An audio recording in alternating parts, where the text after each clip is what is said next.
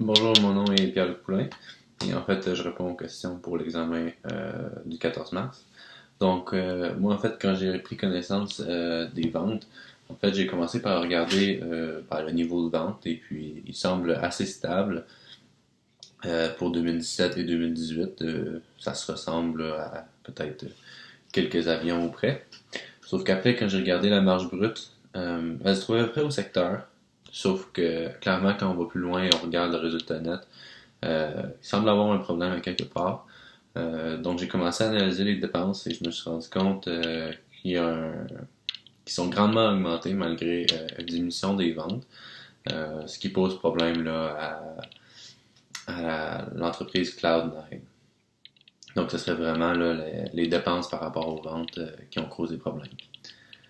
Ensuite, pour améliorer la rentabilité des ventes, encore une fois, je me suis penché sur les dépenses et les frais de recherche et développement sont considérablement élevés comparés à la concurrence.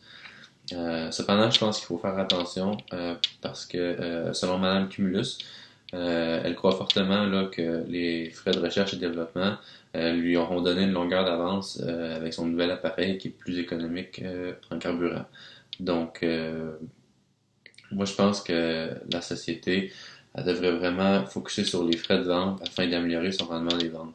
Les frais de vente ils ont augmenté de 125 000 et il n'y a pas eu de. Il y a eu moins de ventes en fait, donc ça c'est un gros problème qui est venu gruger une grande part des bénéfices, ce qui a grandement affecté le résultat net. Ensuite, le lien entre ma recommandation qui est de baisser les frais de vente et si possible les frais de recherche et développement.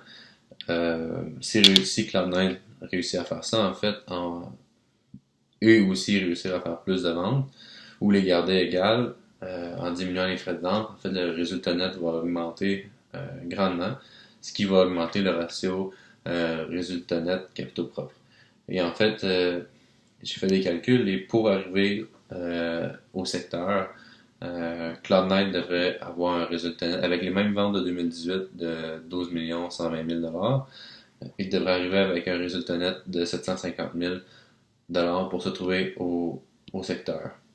Donc, en fait, il y a plusieurs choses qui, qui, qui sont à effet, mais les frais de vente, je les trouve très élevés. Ils sont très élevés par rapport à la compétition aussi. Donc, ça cause problème. Ça serait à voir. Merci.